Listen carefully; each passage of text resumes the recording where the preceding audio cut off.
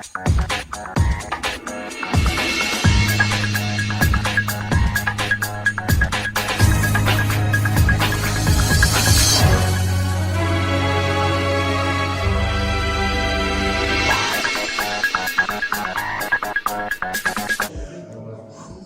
up, everyone? It's the Ghost from Ghost Corp YuGiOH here today, and we are back with Morgan. Morgan, what did you do today? I made third, fourth place with not adding Nister this time. And not Chanel. That's crazy. No, that's crazy. He's not a one-trick pony. I'm playing the best deck in the format, SWORDSSOUL TENYI. Oh, very good, very good, very good. Did you have anyone you wanted to shout out today? Yeah, shoutouts to Ghost Corp, my sponsors. Yes. All the MC peeps that I know, all the scrubs from Dream Wizards, check us community. All the scrubs you beat today. All the scrubs I beat today. No offense, love you all. Yeah. Yeah. All right. Thanks for being fair. Yeah. Well, without further ado, I'm gonna let you go ahead and take over and get right into it. Yeah. So I went X1 in Swiss. I went undefeated and didn't drop a single game until round 6, and then I got 2-0 by Sky Striker, but he was a really good player, so I'm not that mad about it. And then in the top cut, I 2-1'd Invoked Dogmatica in the most weirdest way that I shouldn't have won, and then I got 2-1 by Outlich, even though I shouldn't have probably won one match of that, like one game of that game, but it is what it is. But yeah, this deck, it worked out pretty good. So this is a go second deck, so my list will be just as accordingly: 3 Moye, 3 Long, and 2 Taya. I was playing 3 of this for a while, but I decided to cut down to 2 because drawing multiples of these do nothing. And you know, I originally was gonna play 3 because of Desires, so I don't banish multiple, but I think in the end playing 2 is probably the better bet. And playing 3 of these as a Kara is important to extend, because sometimes you play this as your first opening move, and then you go into a Tae or a Moye, so it's pretty much fine. That's pretty much the standard SWORDSSOUL lineup. And next we have the triple Ecclesia. Some people play less than 3. They'll just play like 2 or even 1, and that doesn't make any sense. You really just want, and just in case if you're going second, it's an extra extender. It has the Pancratops clause. It just doesn't start a chain when it's summoned. It's quote unquote inherent, but yeah, it's really solid. Just a tuner even. So.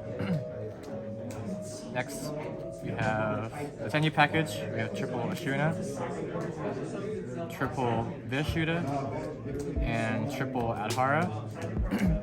So I'm just maximizing on the ratios of all these important ones. So the reason why I like the TENYI build better is that you can play around so many disruptions going second. And going first, you can set up your whole Chaofeng combo and just bait out so much negations from there. Like Vishuddha alone already scares the DPE, and the utility of Adhara as well as Taya is insane. And Ashuna helps you tutor in the deck, even though you're locked in the worms. There are so many good high-powered toolbox worms you can use. So yeah, I played 3. I was originally playing 2 and 2, but I found out like the extra copies just get hit by Desire. So yeah, I need to maximize on that. And I was playing the water TENYI one. It's not that bad, but I would recommend that you know, probably not playing it for the long run. But it's not terrible. It synergizes with Baxia and Blackout, so I'll take it. I mean, the one deck Protoss.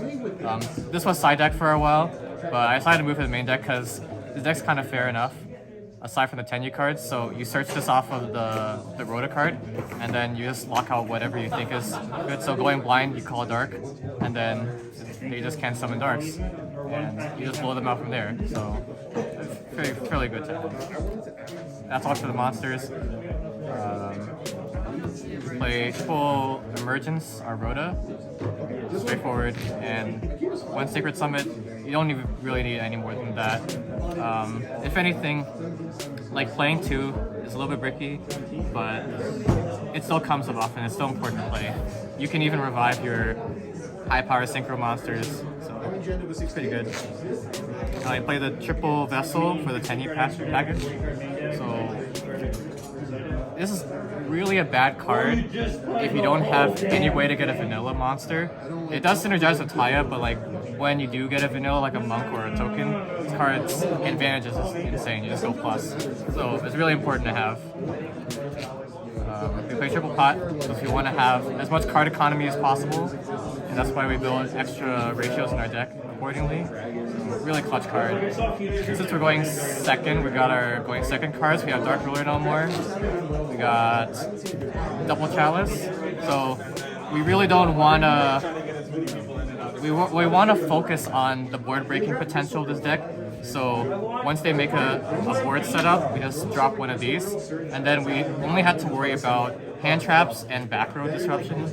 And cards like Chalice can check off annoying cards like Artifact Scythe, DPE, Winda, Baroness, anything else that activates in this format. So it's pretty solid. Going second. So it pretty much makes your plays much more easier. And then our tech card, 2 Mystic Mine. This was a little bit debatable. I put this in last minute as a testing. Some players were playing this and they're going second builds. And even though it's not new, I decided to test it out. And in theory, you would try to go through your plays as much as possible, and then once they ran out of negates, you slap this on and they just can't do anything. So then you just, next turn, just regenerate your resources. You can backseat pop this, and then just go off from there. So, and then just continue. So, it never really came up, honestly. I probably just take it out, but there's still room to play. And then finally, we have the 2 blackout. It's important to play 2, because 1, the other might get banished by Desires, and then the other will come up if you need to banish it off of the Shisha. So, pretty important. And then the only hand trap in the deck, triple Imperm. You could main deck a Ash or a Veiler, but I don't want to run cards that make me vulnerable to triple Tactics talent. So I wanted a card that was very versatile going first or second, and these cards were the best for me. So, like literally just top decking this and just negating a DPE just saves me. So yeah, that's it for the main deck. Onto the extra. We play double Chi-Shao. Play double Baxia. Utilia is just so good, so that's why we play 2. Because one comes up for the Chao Feng setup, and then the other one for bouncing. It's really good. It synergizes really well with Dark Ruler. It doesn't remove threats for free. We have the Chao Feng and the Yazi.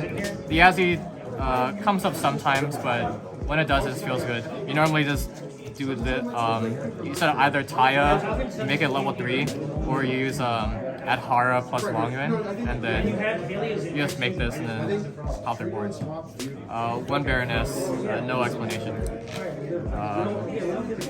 We play Draco Berserker. It's pretty mandatory since I'm playing Shaman at TENYI, so it locks you into TENYI effects, and this card can blow out a lot of power cards, just helps blow out the field just by battle. It's really impressive. It even negates TENYI cards in the hand. Any other activate effects in the hand or graveyard, which is pretty nice.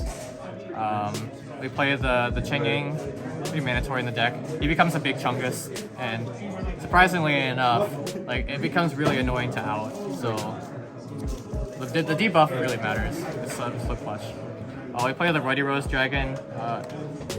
It rarely comes up, but when it does, it works out. Hypothetically, you would bait out a DPE and then summon this and banish. You could banish their whole Drytron setup or their whole Sky Striker setup, and I have done that before, but this got Imperm, so it's whatever. But it's still a good card, I'll keep it. And the final spicy tech, the final Sigma. So in theory, I would make this on a simplified game state, and then they would have already expended the resources, so they can't out this card. So it's pretty good, and it does double battle damage on a monster, so it's pretty cool. It shot on Flunder today. Yeah, it's a neat card. I don't know if I'll continue with it. I didn't play Drageye today. The Drageye rarely comes up, but I'll probably put it back in just for the negation. It would have been help against my Eldritch matchup because he had TCBoo, and it was a way I could have went through it. So yeah. For the we have triple monk and one shaman. I think triple monk is the move nowadays. So people will be surprised if you just play the third one. Surprisingly, you go through them pretty often, so it's not bad. And for the side deck, triple Lancia. It hits most of the good cards in this format, so it's a good option. I would definitely recommend. Double Droll. Mostly good for the Flunder and Bird Up, and Drytron when it comes up. So also pretty good. We just want all the good blowout hand traps that we can decide in. No Nibiru, because I feel the decks that lose to Nibiru already lose to these kind of cards, so we don't really need it. And for the back row pops, we got double lightning and double twister. So lightning storm was pretty clutch today. So was a twin twister. I could play cosmic instead, but I just wanted like high impact cards, and I decided not to play evenly matched for that reason. And I'm playing these instead. For traps, I play Imperial Order, double anti-spell, because we can't afford to lose to their Dark Ruler no more. I mean, Droplet still applies, but just don't lose to your own Imperial Order next time. Yeah, sure. We got one red reboot, just to deal with problematic trap cards. They're top decking this helped me win. You mostly hit D barrier with this, or any other floodgate card like TCBoo, which shits on this deck. And finally, a double judgment. Also, we just want to get rid of all of our ways to out our board. So pretty good. And that's pretty much the profile. Alright, well that's it for today's video. If you want to purchase any of the cards seen in today's video, use that TCG player link in the description. It helps us do way more giveaways during streams and such. That we streamed this entire event today actually. If you want to go ahead and watch the VOD, we have a couple of those up. This has been the Ghost and Morgan from Ghost Corp YuGiOH coming at you with the SWORDSSOUL top 4 deck profile. Thank you for watching.